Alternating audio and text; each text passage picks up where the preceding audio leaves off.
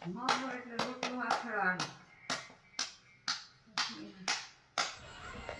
પાઘડી તારી પરવાને દઉં કોઈના પગમાં, તારા જેવો પ્રેમ બાપ કોણ કરે જગમાં. પારકા ઘરનું પારેવું જાજા દિન, ક્યાંય રહેવું લાડ લડાવીને, બાપુ પંખી તારું ઉડી જાશે, બાપુ તારું કોણ થાશે.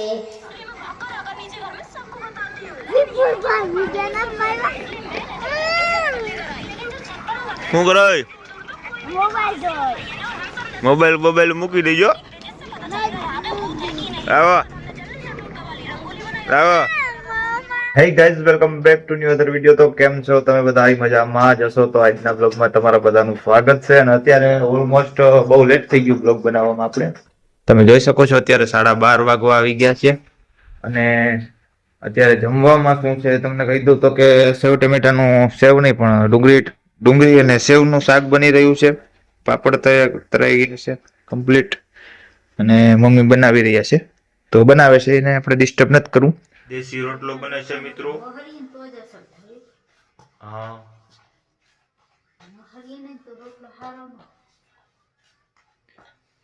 ઈ પેલા તો શેપ જ ન આવે મારાથી, કોઈથી ન આવે.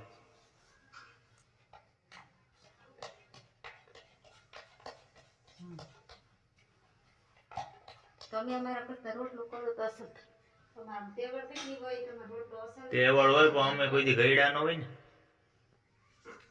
એક ચડી ગયો છે.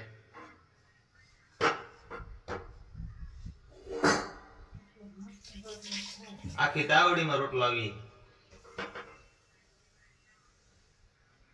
આ તો કોઈ વખાણની વાત નથી, પણ આ વસ્તુ આવડવી જોઈએ.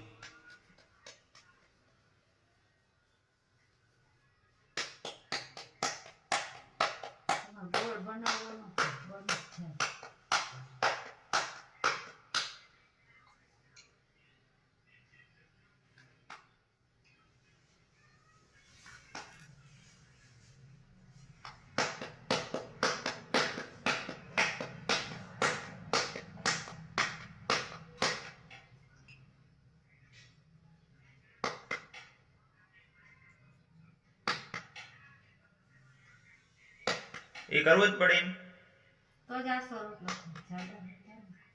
આસો રોટલો બને.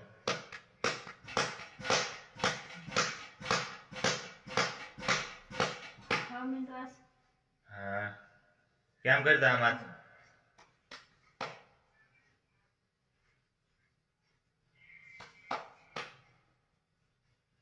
થઈ ગયા છો? થઈ ગયો. હા,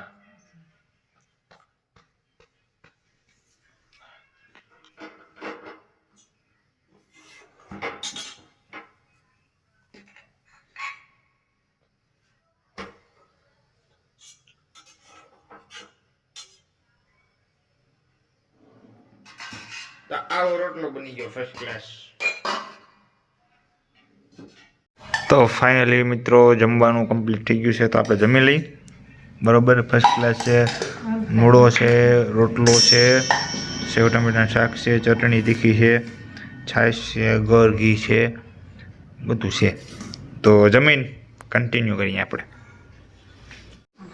તો ગાઈસ હવે હાંજ થઈ ગઈ યાર. આમ નામ હવે અટાણે અમારા મમ્મી બનાવે છે મસ્ત મજાનું જમવાનું, અને મારા મામાના છોકરા આવેલા છે.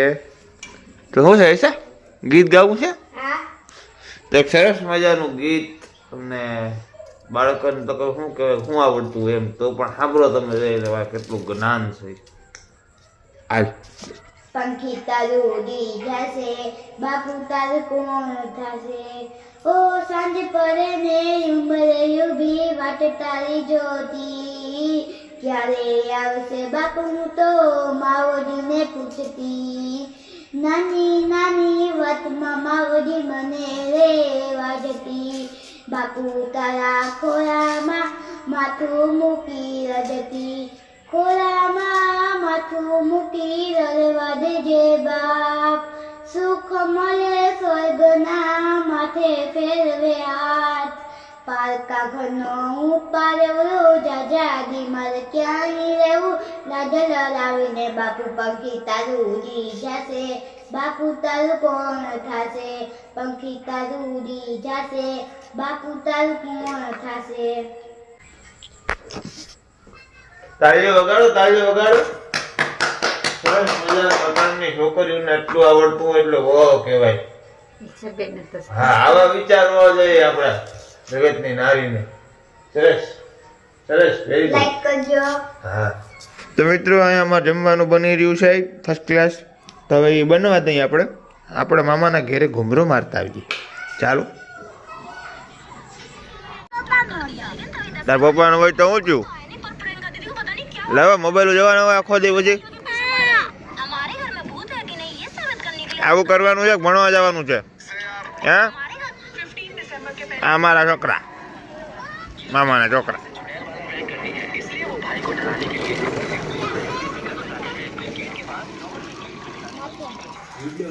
અહીંયા અમારે હાલે હે દેશી ચૂલે સરસ મજાના શું કહેવાય થેપલા, મેથીના થેપલા. સરસ મજાનો લોટનો પીંડો બાંધી લીધો 5 કિલોનો. હવે અમારે હાલે છે અહીંયા આમાં ઘી છે કે તેલ છે?